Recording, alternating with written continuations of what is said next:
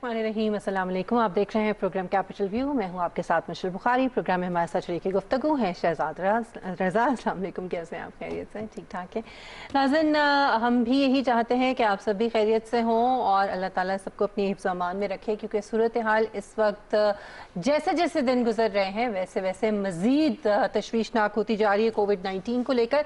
और इसी वजह से हमारी कोशिश होती है कि अपने प्रोग्राम में इस हवाले से ज़रूर बात करें, आपको आगाह भी करें, आपको अपडेट भी करें सूरत हाल के हवाले से, और लोगों को ये बताएं कि उसके लिए उनको इस वक्त क्या जो एहतियाती तदबीर हैं उनको इख्तियार करना है। नाज़रीन, गुज़श्ता 8 रोज़ से रोज़ाना 3000 से ज़ायद केसेस जो हैं वो रिपोर्ट हो रहे हैं और गुज़श्ता 24 घंटों के दौरान ये तादाद 4000 से बढ़ चुकी है। इसके अलावा जो रोज़ाना की अमवात हैं उनमें भी इजाफा हो रहा है और सबसे ज़्यादा जो तादाद है वो पंजाब में और पंजाब के शहर लाहौर में ख़ास तौर पर इस वक्त सूरत हाल काफ़ी जो है वो तशवीशनाक है।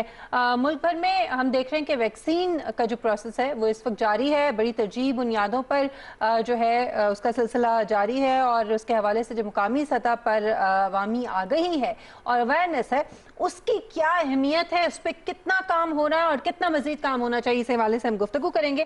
और हमें ज्वाइन किया पार्लिमानी सेक्रेटरी हेल्थ नौशीन हामिद साहिबा इस वक्त हमारे साथ मौजूद हैं। डॉक्टर साहिबा, बहुत शुक्रिया आपके वक्त के लिए। डॉक्टर साहिबा, इस वक्त जो सूरत हाल है उसमें जैसे हमारी कोशिश होती है अपने प्रोग्राम में कि लोगों को अवेयर ज़रूर करें, एक छोटा सा चाहे सेगमेंट हम इस पर रख लें, लेकिन इस हवाले से हम बात करें, लोगों को अपडेट करें। लेकिन आप समझती हैं कि मजीद इस पर काम होना चाहिए, ख़ास तौर पर जो वैक्सीनेशन का प्रोसेस है उसके ऊपर लोगों के जो इब्हाम हैं, लोगों की जो तहफ़्फ़ुज़ात हैं, जो कन्फ्यूजन्स हैं, उनको दूर करने के लिए शायद मजीद काम करने की ज़रूरत है। आप समझती हैं ऐसा? जी बिल्कुल। देखिए, इस वक्त पहली बात तो ये कि हमारी आवाम का एक हिस्सा वो है, कुछ वो एलिमेंट है जो कि कोरोना को अहमियत ही नहीं दे रहा। वो समझता है कि कोरोना कुछ है ही नहीं है, और ये जो नॉन सीरियस एटीट्यूड है इसकी वजह से हम देख रहे हैं कि एसओपीज़ पे अमल दरामद नहीं हो रहा और बीमारी जो है बढ़ रही है। जो लोग कोरोना को समझते भी हैं वो लोग भी वैक्सीन से थोड़ा सा हेजिटेट कर रहे हैं। मैं उसको रिफ्यूजल तो नहीं कहूंगी, मगर एक हेजिटेंसी आप उसको कह सकते हैं, या एक वेट एंड सी वाली पॉलिसी है, क्योंकि वो लोग चाह रहे हैं कि वो पहले देख लें कुछ 2-4 महीने के जो लोग लगवा रहे हैं वो किस तरह से रिएक्ट कर रहे हैं उस वैक्सीन को, कोई साइड इफेक्ट तो नहीं है या उसके ऊपर उसका कोई नेगेटिव असर तो नहीं है।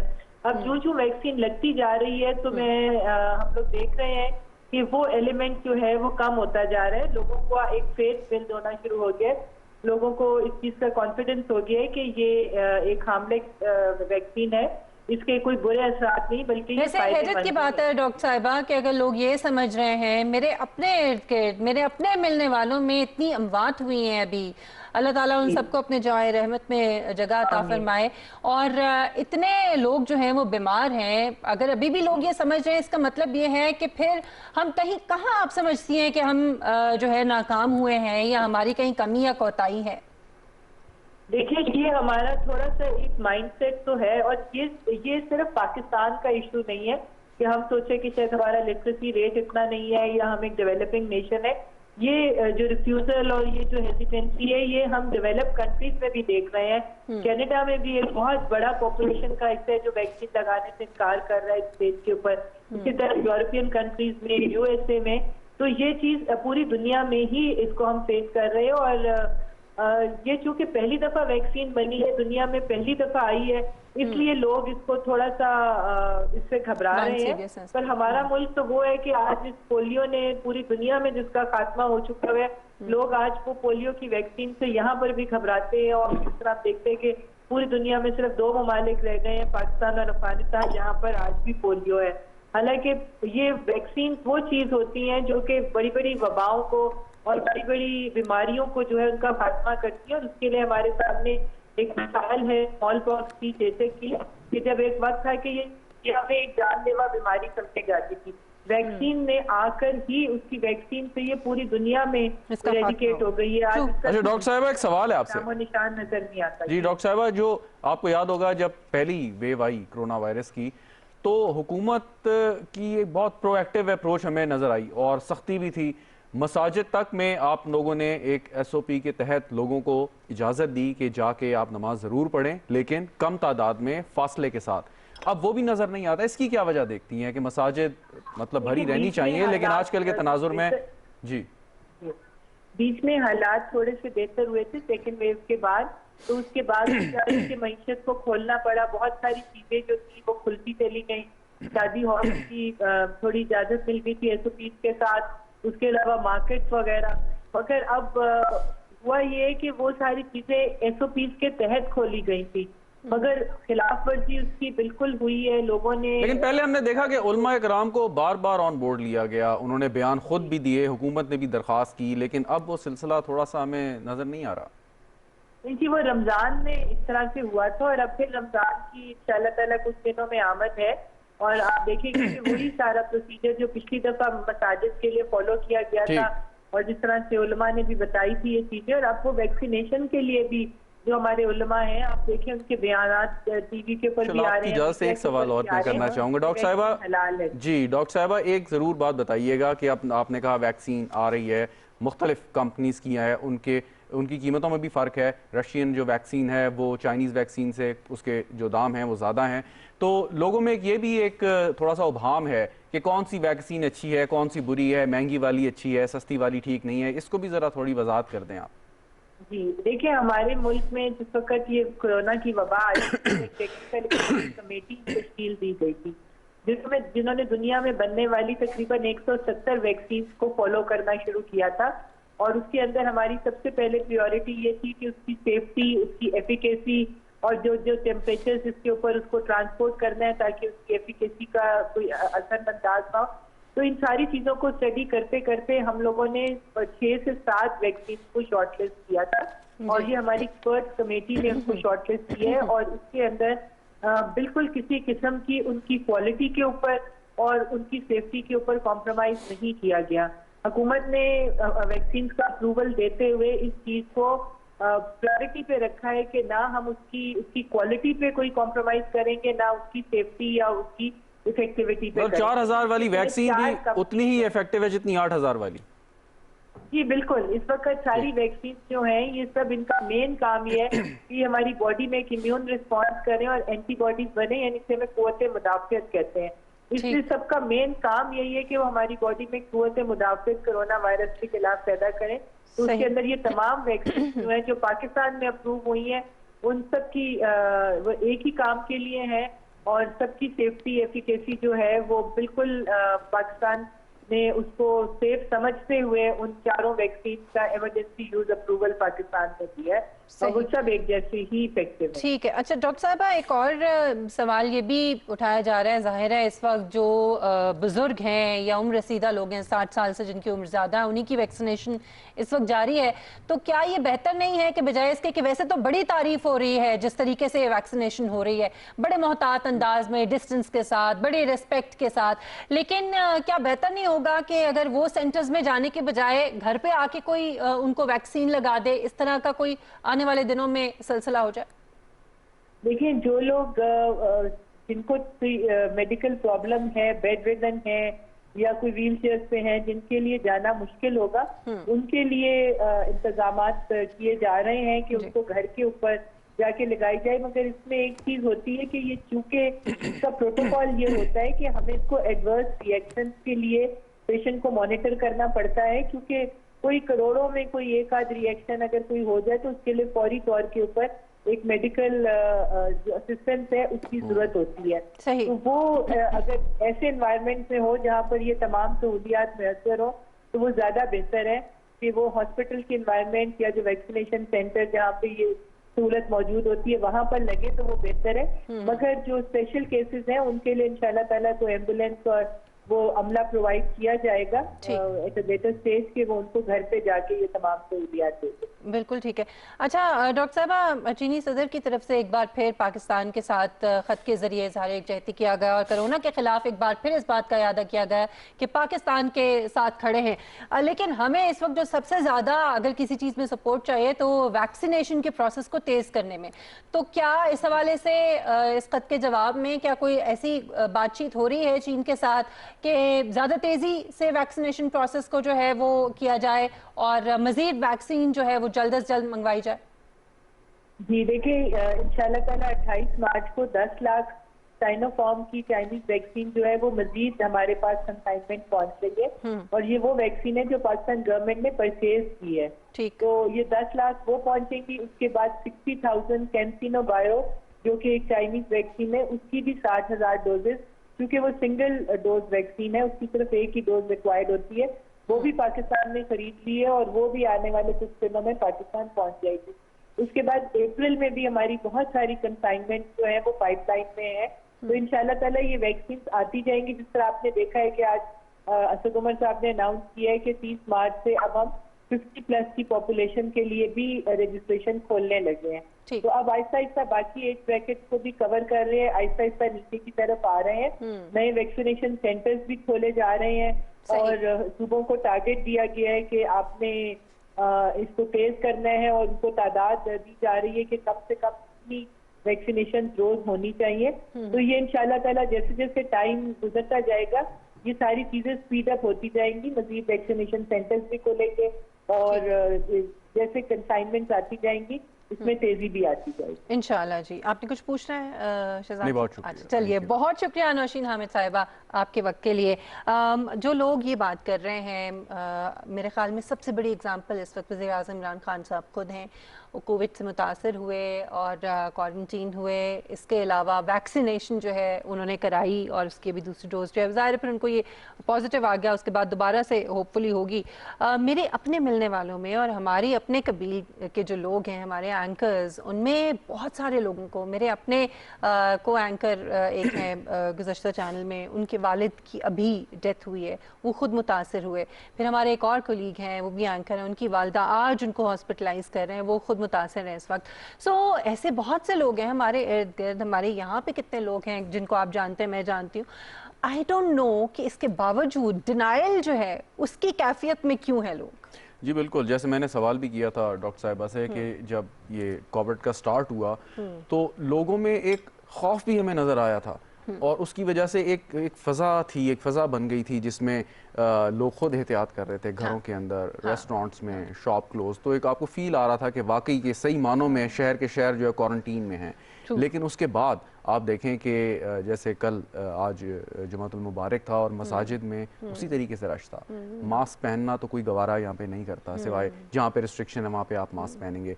सो अगर एडमिनिस्ट्रेशन सिर्फ ये कहेगी कि हमने रेस्टोरेंट्स की डाइनिंग पे पाबंदी लगा दी और अपना मकसद पूरा कर लिया, तो वो बिल्कुल मेरे ख्याल में दुरुस्त नहीं है बात। आप अगर जाएँ शादी हॉल्स में, उसी तरीके से लोग शादियाँ कर रहे हैं, रमज़ान से पहले जो रश है, तो वो लोग उसको फील नहीं कर रहे, समझ नहीं। मेरे ख्याल में इंतजामिया को शायद मजीद सख्ती करनी पड़ेगी, अगर लोगों पे छोड़ेंगे तो शायद काम नहीं बनेगा।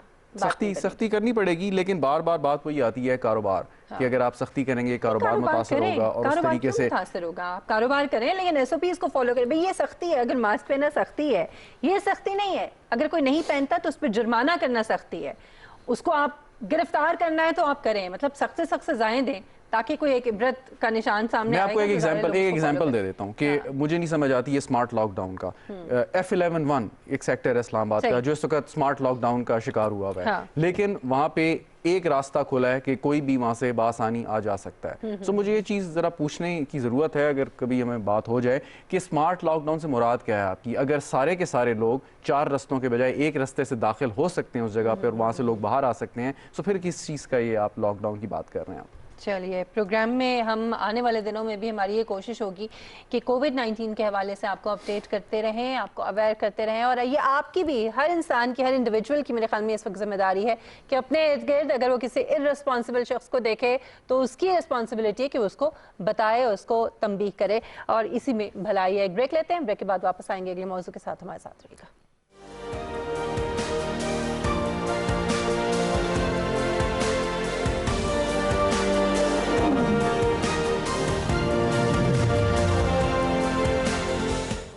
वजीर आजम पाकिस्तान इमरान खान के कम लागत पर जाती घर मुहैया करने की स्कीम के तहत इंतहाई आसान इक़सात पर कर्ज की सहूलत फराहम की जा रही है। देखिए नेशनल बैंक ऑफ पाकिस्तान की टेलीथॉन नशरियात 28 मार्च शाम 4:30 बजे से 6 बजे तक बराह रास्त PTV न्यूज और दीगर चैनल्स पर। कॉल करें 051-921-5595। पूछें कर्ज से मुतालिक सवालात और बात करें एक्सपर्ट से। नेशनल बैंक ऑफ पाकिस्तान, कौम का अपना बैंक।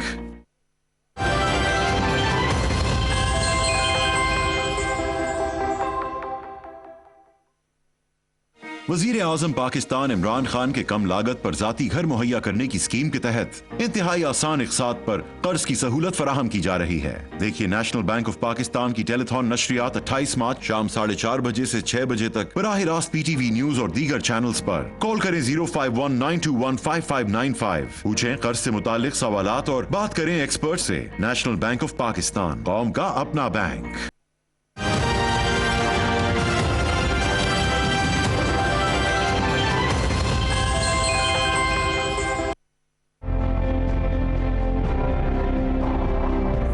याद रखें कि अय्या का नाम बदो व अय्या का नस्ताइन, कि आपने किसी इंसान के सामने नहीं झुकना।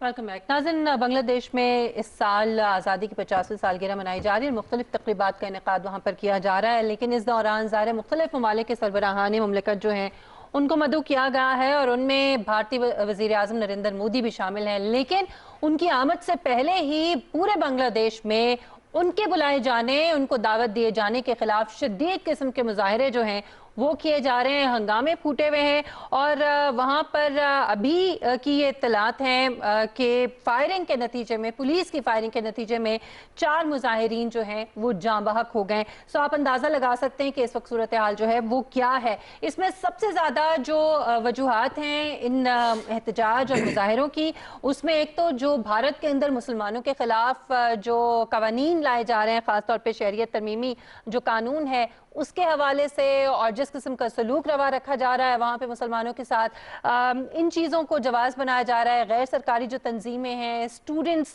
की जो तंजीमें हैं, इसके अलावा बाएं बाजू के महाज से वाबस्ता जो सियासी कारकुनान हैं वो इसमें शामिल हैं। सिविल सोसाइटी से वाबस्ता जो लोग हैं वो बहुत बड़ी तादाद में मुजाहिरीन में शामिल हैं।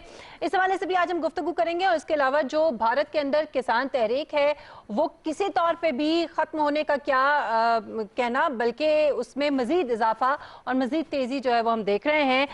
सो ये तहरीक किस तरफ जाएगी और क्या इसके ऊपर भारतीय हुकूमत को घुटने टेकने पड़ेंगे, इस हवाले से भी हम आज गुफ्तगू करेंगे। शहजाद, बांग्लादेश में जो इस वक्त सूरत हाल है, सबसे पहले तो ये बड़ा इंपॉर्टेंट है क्योंकि मोदी का तो इंटरेस्ट नज़र आ रहा है हमें, जो मगरबी बंगाल के जो असम्बली के इंतखाबात हैं उसके सिलसिले में भी ज़ाहिर बांग्लादेश के अंदर एक बड़ी तादाद जो हिंदुओं की है, उन्होंने जाना भी, उन इलाकों में दौरा करना है, सो उनका इंटरेस्ट है। लेकिन इन मुजाहिरों के बावजूद बांग्लादेश की हुकूमत का इस तरह से वेलकम करना, ये सियासी तौर पे आप समझते हैं कि बांग्लादेश में आजकल एक बड़ी डिबेट चल रही है। हाँ। लोग कहते हैं कि बांग्लादेश ने माशी तौर पे अपने आप को बड़ा मजबूत किया है, लेकिन इसके साथ साथ बांग्लादेश में एक अजीब किस्म की आमरीत मुसल्लत होती नजर आ रही है कि जो 2 पार्टी सिस्टम और एक जो डेमोक्रेसी की जो वैल्यूज थी वो बांग्लादेश में हमें नजर नहीं आती। जिस तरीके से शेख हसीना वाजिद साहिबा ने जिस तरीके से क्रैक डाउन किया अपने मुखालफीन पे, उनकी आवाज़ दबाने की कोशिश की गई, तो हमें बिल आखिर ये महसूस होता है कि बांग्लादेश जो एक अपनी जमहूरी रिवायात की वजह से जाना जा रहा था तो वो चीज़ अब नहीं है। और नरेंद्र मोदी की बात तो करनी खैर फजूल है, जनरल अमजद शायद हमारे साथ हैं, लेकिन कोई ट्रस्टवर्दी आदमी वो नहीं है, तो मेरे ख्याल में जनरल साहब से बेहतर रोशनी डाल सकते हैं। बहुत शुक्रिया जनरल साहब आपके वक्त के लिए। जनरल साहब, इस वक्त जो बांग्लादेश में सूरत हाल बनती हुई नजर आ रही है, एक तरफ तकरीबात हो रही हैं गोल्डन जुबली की, दूसरी तरफ मोदी की आमद और फिर मुजाहिरे और 4 अफराद जाँ बहक हो गए पुलिस की फायरिंग से। आप सूरत हाल को कैसे देख रहे हैं? देखिए, ये यहाँ पे एक तादाद जो बांग्लादेश में पाया जाता है वो हुकूमत और अवाम की सोच का है। जहाँ तक हसीना वाजिद की हुकूमत का ताल्लुक है, ये हर दफा है जब ये इलेक्शन होते रहे हैं और इलेक्शन जीतती रही हैं तो इनको भारत से बहुत ज्यादा इमदाद माली भी, और वहां पे उनकी इंटेलिजेंस, और बाद औक़ात तो ये भी कहा जाता रहा है कि वो अपने लोगों को बांग्लादेशी पुलिस की यूनिफॉर्म में भेजते रहे। जब आपका जाती इक़्तिदार जो है वो मरहून मिन्नत है अगर मोदी का या भारत का, तो आपकी जात के लिए तो वो बिल्कुल आपके लिए बहुत अहम है कि आप उनको वो दर्जा वो वक़्त दें जो गॉडफादर को मिलना चाहिए। लेकिन अवाम में हमेशा भारत के बारे में सोच थोड़ी मुख्तलिफ रही है, और उसकी वजह बुनियादी यही है कि भारत के अपने अंदर मुसलमानों के हालात कभी भी बहुत अच्छे नहीं रहे। मोदी के आने के बाद एक खास जब हिंदुत्व का इन्होंने बहुत ज्यादा उसको प्रीच किया, प्रचार किया, तो मुसलमानों के ऊपर जो हालात वहां बीते, बहुत ज्यादा उस पे मुसलमानों को नुकसान हुआ। लेकिन सबसे ज्यादा बांग्लादेशी जो 1971 के जाके सेटल हो चुके हुए थे आसाम वगैरह इन इलाकों में, वो अब अपने आप को वहां के सिटीजन कहते हैं। वहां उनकी आर्मी और मुख्तलिफ जो महकमे हैं उनमें वो नौकरियां भी कर चुके हैं, कई वहां से रिटायर हुए हैं, पेंशन ले रहे हैं वहां की। लेकिन मोदी साहब उनको अभी इंटर्नमेंट जो उनको इंटर्नमेंट में डाल रहे हैं, उन्होंने इनके कैंप्स बनाए हैं, और उनको कहा जा रहा है कि जी आप अपनी जो सिटीजनशिप है उसको प्रूव करें। तो उससे भी बड़ी नफरत पैदा हुई कि ये बंगालियों को वापस फेंक रहे हैं, और वहां पे पब्लिक में ये फीलिंग है कि अगर वहां से 10-15 लाख बंगालीज वापस आ गया वहां पे, तो उनको कहाँ रखा जाएगा, वो एक आपके लिए एक माशरती मसला बन जाएगा वहां। बिल्कुल। फिर ये कि बंगाली जो है वो वहां से सरहद क्रॉस करते हैं और कलकत्ता वगैरह में इधर आके तो वो अपने को कारोबार कामकाज करते हैं। लेकिन ये पिछले 10 सालों में भारतीयों ने उनको बड़ा बेदर्दी से ट्रीट किया है, और क्रॉस करने वाले लोगों को इन्होंने उस बॉर्डर पे जहां फेंस इन्होंने लगा दी हुई है उस पे लोगों को मारा, गोलियां मारी। लेकिन जनरल साहब ये तो आवाम से ज्यादा हुकूमत का मसला नहीं होना चाहिए। अगर इतनी बड़ी तादाद में लोग वापस आते हैं, मेरे ख्याल में ये तो अपने पैर पे खुद कुल्हाड़ी मारने वाली बात है हुकूमत की तरफ से। नहीं, ये लोग जब तक मुजाहरे नहीं करते थे तो हुकूमत की भी सोच नहीं थी। वहां पे जो उनके सीनियर रिटायर्ड आर्मी ऑफिसर्स हैं उन्होंने जो किताबें लिखी हैं, अभी उनकी राइटिंग वगैरह मैं देख चुका हूँ, वो ये कहते हैं कि यहाँ पे इनकी आर्मी में भी इंडियन रॉ का बहुत अमल दखल है, और ये उनकी मर्जी के बगैर कोई बहुत कुछ कर नहीं सकते। इसी तरह जो गवर्नमेंट है उस पे भी इनका बड़ा कंट्रोल है। अब चीज ये है कि बंगाली जो हैं वो सोच सकते हैं कि जनाब हमने आजादी हासिल की थी इसलिए तो नहीं कि हम इंडिया के महकूम हो जाएं, तो ये किसी न किसी वक्त तो ये चीज उठेगी, ठीक ख्याल पैदा होगा। लेकिन चूंकि रूलर जो है हुक्मरान हैं उनको चूंकि वहां से सपोर्ट मिलती है और वो हुकूमत में आ जाते हैं, तो इस वजह से वो उनकी सोच मुख्तलिफ है। वो भारत को खुश रखना चाहते हैं ताकि उनकी हुकूमत चलती रहे। ठीक जल साहब, एक तो 71 के बाद 2 जनरेशन कम अज़ कम बांग्लादेश में इस वक्त जवान हो चुकी हैं। एक तो ये कि उनकी सोच आप समझते हैं मुख्तलिफ है और वो पाकिस्तान को उस नज़र से नहीं देखते जो प्रोपेगेंडा किया हुआ। और दूसरी बात ये कि आप गुज़श्ता साल जो भारत और बांग्लादेश के दरमियान तनाव हुआ, शेख हसीना वाजिद ने तकरीबन 6 से 7 महीने भारत के सफ़ीर को मुलाकात का मौका नहीं दिया, तो क्या वजह चाइना थी? और ये फिर जो अब दोबारा से कुर्बत बढ़ने लगी, इसकी क्या वजह देखते हैं आप? देखिए, चाइना की इन्वेस्टमेंट वगैरह और चाइना जो इंफ्रास्ट्रक्चर पे वहां पे खर्चा करना चाहता है, डेवलप करना चाहता है, पोर्ट बनाना चाहता है, वो चीजें तो बिल्कुल बांग्लादेश की जरूरत है। और ये पॉसिबिलिटी है कि एक वक्त में आके बांग्लादेश के अंदर चाइनीज का अमल दखल इतना ज्यादा हो कि वो भारत से हट जाएं। लेकिन जो चीज देखने वाली है वो ये है कि कॉमन बॉर्डर्स उनके जो हैं वो हैं भारत के साथ, पानी वहां से आता है भारत से। नतीजा ये कि हमेशा ये एक फीलिंग रहती है कि भारत अगर चाहे तो उनकी आर्म ट्विस्टिंग कर सकता है, उनको छोटा मोटा मिलिट्री ऑपरेशन करके नुकसान पहुंचाया जा सकता है, पानी में रुकावट की जा सकती है। तो ऐसे इश्यूज हैं जहां वो इन चीजों से डरते हैं कि चाइना शायद ओपनली उनके लिए आके काम ना करे, उनकी मदद ना करे। और ये चाइनीज का एक है खासा कि वो दूसरों के मामला में जाके टांग नहीं अड़ाते, आपको खुद ही अपनी चीजें मैनेज करनी है। तो ये इशू है जिसकी वजह से वो भारत से थोड़ा खाइफ रहते हैं। और अगर कल को ये चाइनीज की तरफ से उनको एश्योरेंस हो या उनकी मिलिट्री इतनी स्ट्रांग हो कि डिफेंड कर सके, तो फिर पॉसिबिलिटी है कि वो भारत को और जो पहला पार्ट था मेरे सवाल का कि जो 2 जनरेशंस जवान हो गई हैं बांग्लादेश में, उनकी पाकिस्तानियों के बारे में क्या सोच है और वो पॉजिटिव हैं या नहीं आपके ख्याल में? देखिए, प्रोपेगेंडा तो इतना शदीद किया हुआ ये था کہ جب یہ 1971 میں وہاں پہ سی فائر ہوا اور وہاں سرنڈر ہو گیا ڈھاکہ میں، تو جو لوگ ہمارے وہاں پہ سول سرونٹس اور آرمی وغیرہ جو لوگ تھے یہ تو وہاں قید میں چلے گئے، اور وہی آئی وٹنسز تھے ان چیزوں کے جو ہمیں آ کے بتا سکتے تھے کہ وہاں کیا ہوا، بھارت نے کیا کیا، مفتی بہانی نے کیا کیا۔ نتیجہ یہ کہ ہماری طرف سے کافی دیر تک ایک بلیک آؤٹ رہا۔ اس اثناء میں بھارت نے پروپیگنڈا اتنا اٹھایا، اور اس میں ان کے رائٹرز ہیں جنہوں نے لکھی ان زمانے میں کتابیں، تحریریں، ان کے انٹلیکچوئلز نے جا کے باہر کافی سارا اس کا کی، اور اس کی وجہ سے ایک مائنڈ سیٹ ایسا بنا۔ ورنہ بعد میں ابھی ڈاکٹر جنید ہیں کراچی کے، انہوں نے تحقیقات کی، جا کے وہاں ریسرچ کی، اور ان کو تمام ریکارڈ وغیرہ مہیا کیا گیا، کیونکہ یہ وہاں پہ اپنے بھائی کی گریو ڈھونڈنے گئے تھے۔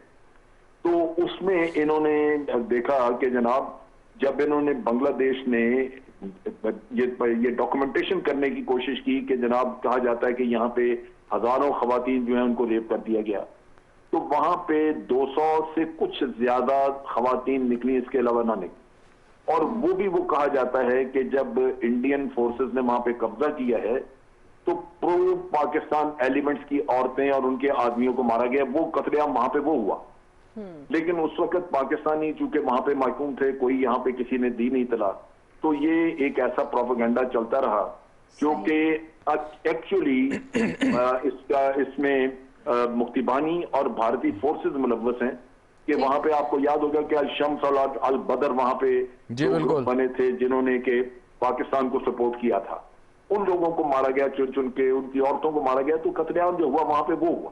یعنی جنرل صاحب ان ادر ورڈز اگر ہم یہ کہیں کہ اب وہاں کے جو عوامی سطح پر یا جو اس وقت نئی جنریشن ہے وہ اب یہ ریئلائز کر چکی ہے کہ ان کو کس طریقے سے استعمال کیا گیا اور کیا جاتا رہا ہے اور ابھی بھی کیا جا رہا ہے، اب اس سلسلے کو رکنا چاہیے۔ یہ رکنا ضرور چاہیے، لیکن اس کے لیے کوشش بڑی کرنی ہوگی، کیونکہ بنگلہ دیش نے پاکستان کی طرف حسینہ کے پاور میں آنے کے بعد ایک بلیک آؤٹ سا کر دیا۔ اس سے پہلے خالدہ ضیاء کے ساتھ آنا جانا تھا، یہاں پہ موومنٹ تھی جس کی وجہ سے کافی ساری غلط فہمیاں دور ہوئی، لیکن جب سے حسینہ واجد آئی ہے اس نے پاکستان کے ساتھ بالکل ایک تعلق کو ختم کر کے رکھا۔ اگر یہ ریوائیو ہوتا ہے تو بالکل غلط فہمیاں دور ہوں گی، جوائنٹ سیمینارز ہوں گے، جوائنٹ یہاں پہ ڈسکشنز ہوں گی تھنک ٹینکس وغیرہ کی، جس میں یہ چیزیں سامنے آئیں گی اور حقائق پتہ لگیں گے لوگوں کو۔ ٹھیک، اچھا دوسری طرف بھارت کے اندر جو صورتحال ہے جنرل صاحب وہ بھی آپ کے سامنے ہے، جو کسانوں کی تحریک ہے وہ اس وقت اپنی پیک پہ ہے اور ایک طرح سے بھارت کو بند کیا ہوا ہے۔ آپ یہ دیکھیے کہ دہلی اور اتر پردیش کے درمیان غازی پور جو بارڈر ہے اس پر دھرنا کتنے دنوں سے جاری ہے، کئی ٹرینیں منسوخ ہو چکی ہیں، کئی راستے بند ہیں، آمد و رفت کے ذرائع بند ہیں، تو کیا لگ رہا ہے آپ کو یہ تحریک کس طرف جاتی ہوئی نظر آ رہی ہے؟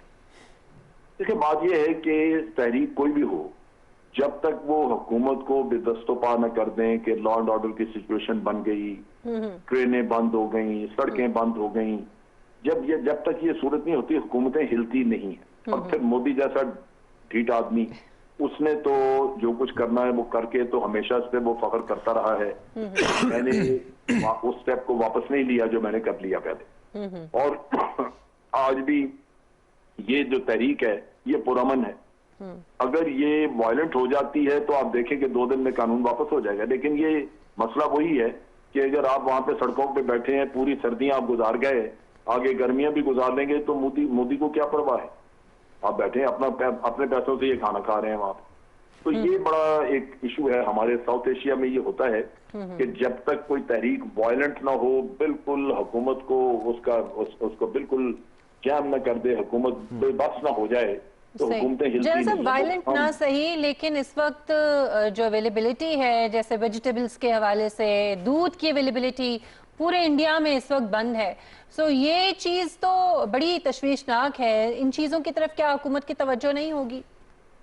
دیکھیں بات یہ ہے کہ ابھی یہ آئے گا مسئلہ فصلوں وغیرہ کا، جیسے گندم کی کٹائی ہے، گندم وہاں پہ سنا ہے کہ بوئی نہیں گئی، بڑی کم جگہوں پہ بوئی گئی ہے، کسان یہ کہا انہوں نے کیا نہیں، تو یہ تو ان کو شارٹیجز آئیں گی۔ لیکن یہ ہے کہ سال 2 سال کا قصہ ہو تو حکومتیں باہر سے امپورٹ کر کے کام چلا دیتی ہیں، لیکن اگر مودی کو حکومت کرنا مشکل ہو جائے وہاں پہ تو پھر تو وہ بات سنے گا ان کی۔ آج وہ اپنے آپ کہہ لیجئے کہ اپنی طاقت کے نشے میں وہ بالکل بیٹھا ہوا ہے اور اس کو کوئی خطرہ نہیں. یہ رف آؤٹ ہو رہے ہیں گرمیاں سردیاں, کسان ہے نا جو خوار ہو رہے ہیں وہاں پہ. اگر یہ کسان خوار نہ ہوں اور یہ حکومت کو خوار کریں تو حکومت کو ہوش آ جائے گی چند دنوں.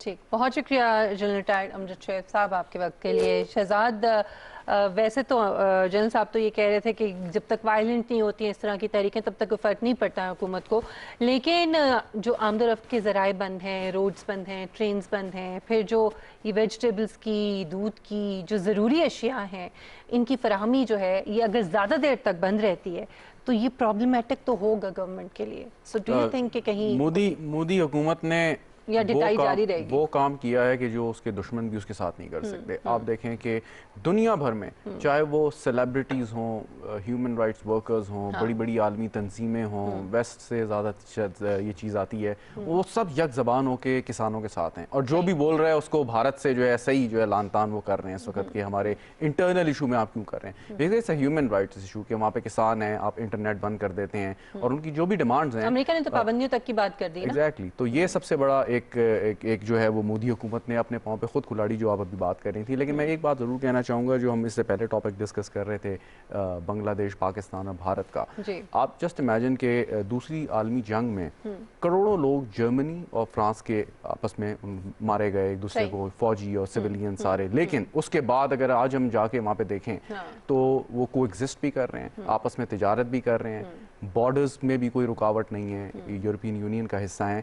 سو میرے خیال میں ہم لوگ تھوڑے سے زیادہ ایگوسٹک ہو جاتے ہیں اس خطے کے لوگ. فرق یہی ہے کہ وہ ریئلائز کر چکے ہیں, بہت پہلے کر چکے ہیں کہ ہمیں آگے بڑھنا ہے اکنامکلی. اور اس میں یہی ہے کہ آپ جب ریئلائز کرتے ہیں آپ بیٹھ کے بات کرتے ہیں, اگر آپ سے کوئی غلطی ہو گئی ہے تو اس کی آپ تلافی کرنے کی کوشش کرتے ہیں. یہ نہیں ہوتا کہ آپ جو ہے وہ بالکل ایک دوسرے سے کٹ آف کر لیں. تو میرے خیال میں بنگلہ دیش اور پاکستان میں یہی ایک سب سے بڑا فرق ہے کہ جب ہم نے بات چیت کا رستہ بند کیا ہے, یہ نہیں ہونا چاہیے. سب سے امپورٹنٹ بات اس وقت یہ ہے کہ بھارت کے اندر جو سول سوسائٹی ہے, جو تاجر برادری ہے, جو طلباء ہے, وہ ان کی بھرپور حمایت اس وقت کسان تحریک جو ہے اس کو حاصل ہے. اور وہاں پہ جو ہیومن رائٹس کی وائلیشن ہو رہی ہے پوری دنیا میں اس حوالے سے آواز اٹھائی جا رہی ہے.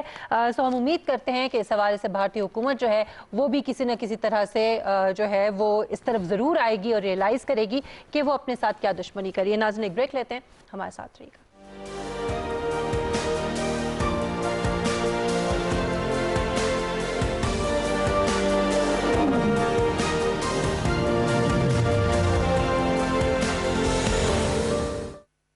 وزیر اعظم پاکستان عمران خان کے کم لاگت پر ذاتی گھر مہیا کرنے کی اسکیم کے تحت انتہائی آسان اقساط پر قرض کی سہولت فراہم کی جا رہی ہے. دیکھیے نیشنل بینک آف پاکستان کی ٹیلی تھون نشریات 28 مارچ شام 4:30 بجے سے 6 بجے تک براہ راست پی ٹی وی نیوز اور دیگر چینلز پر. کال کریں 051-921-5595. پوچھیں قرض سے متعلق سوالات اور بات کریں ایکسپرٹ سے. نیشنل بینک آف پاکستان, قوم کا اپنا بینک.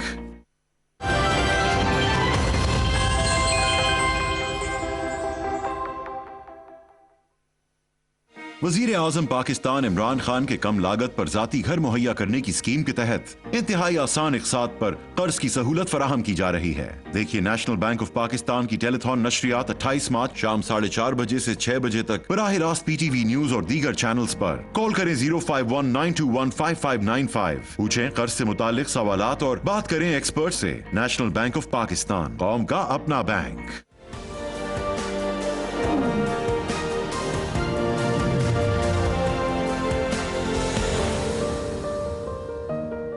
Welcome back. ناظرین, شوگر مافیا کے خلاف اس وقت ایف آئی اے جو ہے وہ پہلے سے کہیں زیادہ متحرک ہے. تاریخ میں پہلی مرتبہ ہم دیکھ رہے ہیں.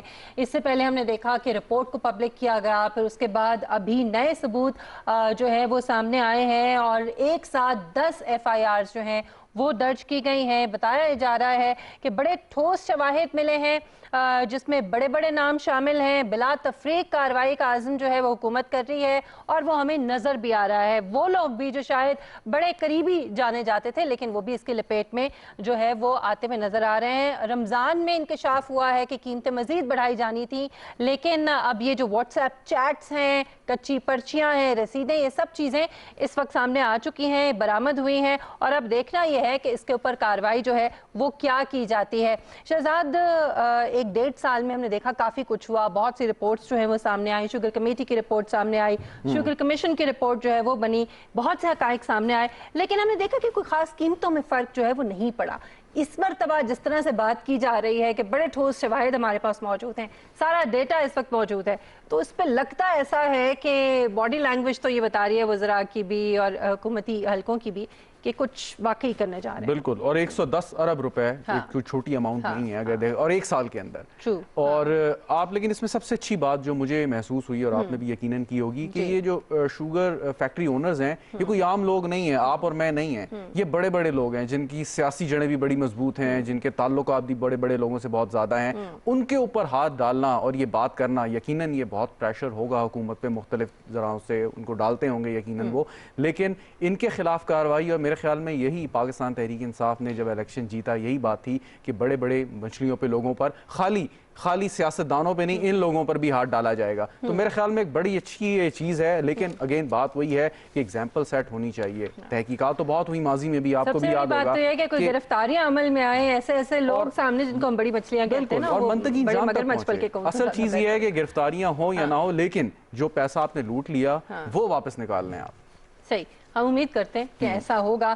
دوسری جو بہت امپورٹنٹ ڈیولپمنٹ ہوئی ہے ناظرین، وہ وزیراعظم عمران خان نے اپنے معاون خصوصی برائے پیٹرولیم ندیم بابر کو گزشتہ برس، آپ کو یاد ہوگا کہ جو پیٹرولیم کا بحران پیدا ہوا تھا، قیمتیں کم کی گئیں اور اس کے فوراً بعد پیٹرولیم جو پیٹرولیم مصنوعات ہیں، جو تیل ہے وہ غائب ہو گیا تھا، اور پھر اس کی تحقیقات جو ہے اب فورینزک تحقیقات کی جانی ہے. اس سے پہلے ندیم بابر کو جو ہے وہ اپنے عہدے سے علیحدہ ہونے کی ہدایت کی گئی ہے، اور یہ ایک بہت بڑی ڈیولپمنٹ ہے. اور ہم یہ دیکھ رہے ہیں کہ پاکستان کے اندر اس قسم کے چینجز، دنیا بھر میں ہم یہ دیکھتے تھے کہ اگر کوئی ایسا الزام ہے کسی ادارے کے اوپر، کسی شخص کے اوپر، یا اس قسم کی کوئی تحقیقات ہو رہی ہیں تو وہ شخص عہدے سے علیحدہ ہو جاتا تھا تاکہ وہ اثر انداز نہ ہو کم از کم اس عہدے کے اوپر یا تحقیقات کے اوپر. یہ ہم پاکستان کے اندر دیکھ رہے ہیں. اور آج ہم نے دیکھا کہ اسد عمر اور شفقت محمود صاحب نے پریس کانفرنس بھی کی، بہت امپورٹنٹ گفتگو کی. یہ گفتگو ذرا آپ کو سناتے ہیں، سنیے. سب سے پہلے تو وہ ایکشن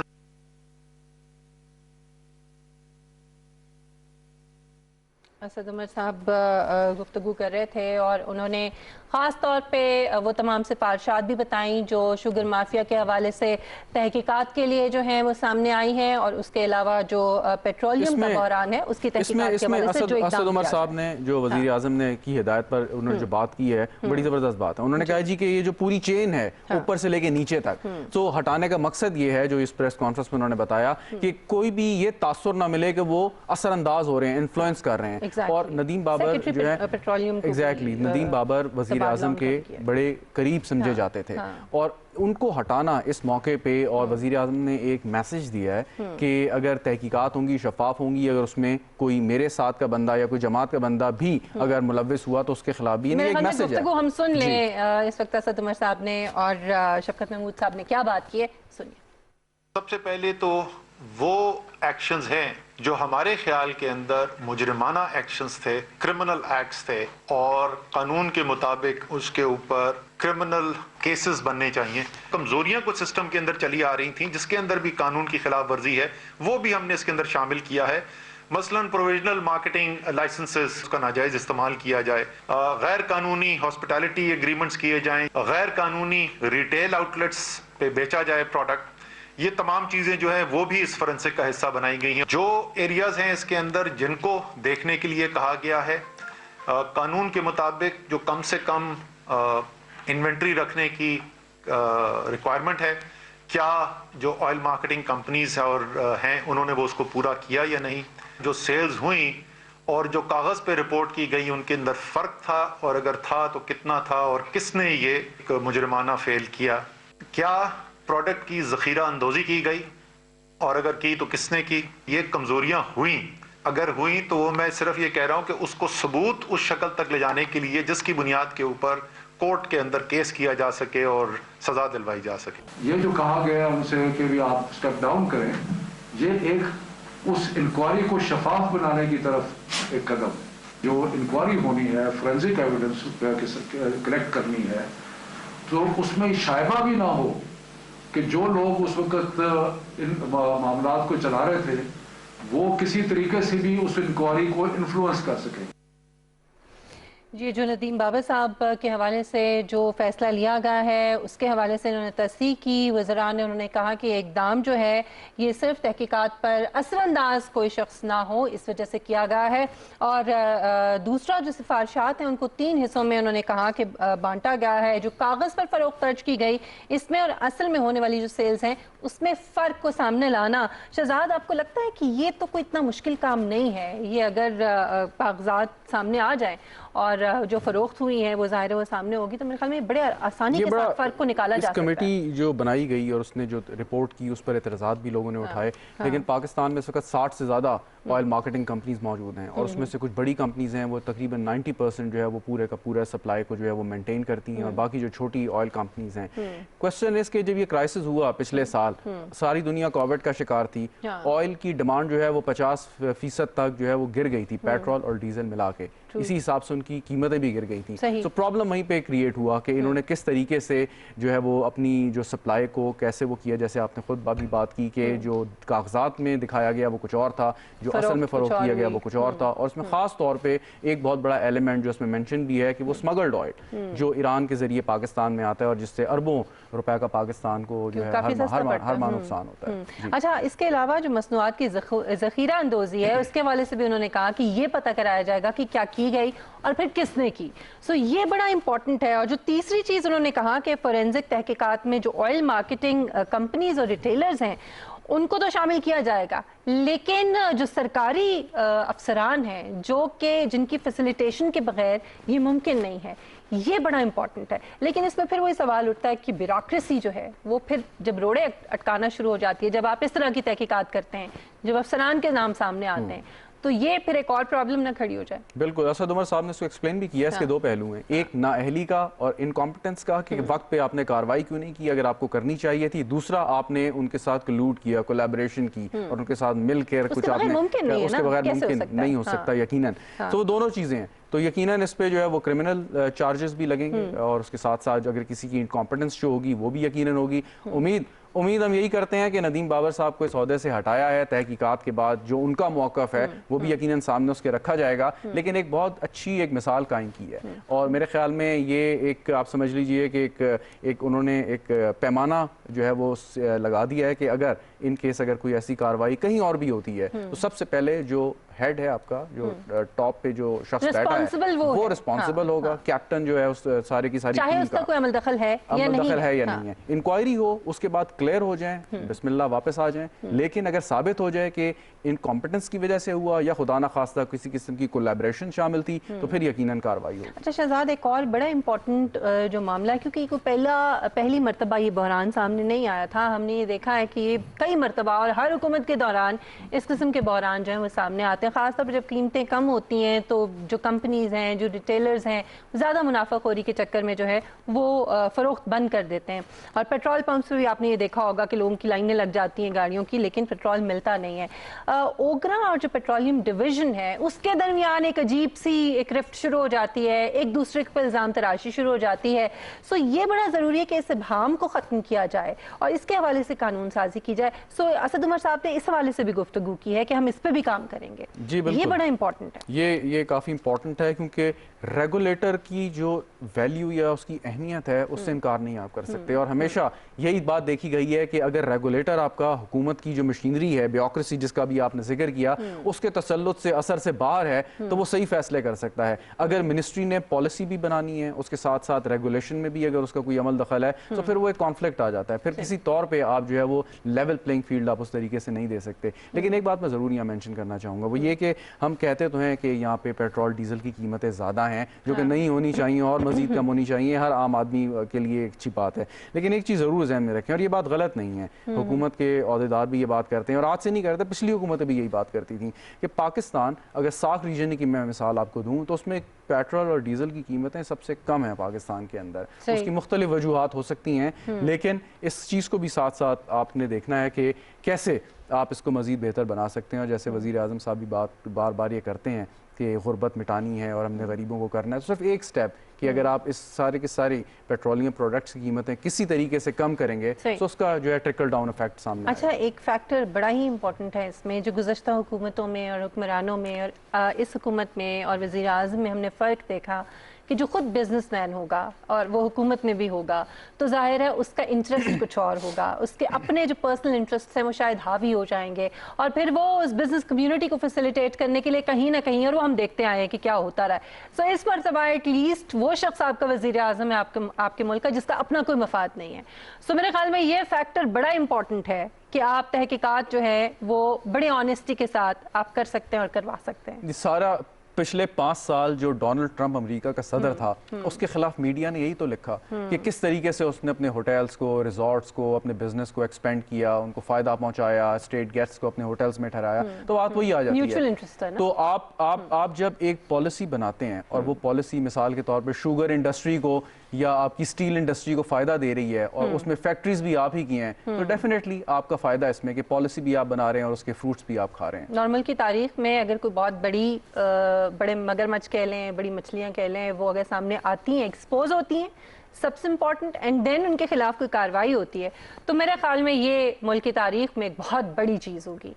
बिल्कुल, यकीनन। और ये आज एक अच्छा ये फैसला किया गया और इससे बहुत, और लेकिन एक बात ये है कि इस फैसले के बाद इसका जो नतीजा है वो बड़ा मंतकी होना चाहिए कि जैसे हम बात कर रहे थे कि माजी में कितनी इंक्वायरीज, कितनी कमेटीज, कितनी तहकीकात, आज तक हम सोचते रहते हैं कि कमेटी खेलते रहते हैं और उसका फैसला क्या हुआ। अगर तो इसका फैसला जैसे 90 दिन का वक्त कहा गया है, 90 दिन के अंदर इसका फैसला आ जाता है, रिस्पॉन्सिबिलिटी फिक्स हो जाती है, मेरे ख्याल में इससे अच्छी बात नहीं होगी। और मैं समझती हूँ नाज़रीन के जो सिफारिशात सामने लाई गई हैं, अगर इन तमाम के ऊपर काम हो बैक वक्त, जिसमें एक जो बहुत इम्पॉर्टेंट इसके अंदर एलिमेंट है वो ये है कि जो सरकारी अफसरान हैं जो फैसिलिटेट करते हैं इस तरह की चीज़ों को, जिसमें पेट्रोलियम डिवीज़न के लोग हैं, जिसमें ओगरा के लोग हैं, जिसमें पोर्ट अथॉरिटी के लोग हैं, उनको भी सामने लाया जाए और इस तरह की तहकीकात की जाए कि वो सब सामने आए। और दूसरा ये है कि जो ओगरा और पेट्रोलियम डिवीज़न के दरमियान जो जिम्मेदारी का तयन नहीं होता और एक दूसरे के ऊपर जिम्मेदारी डाली जाती है,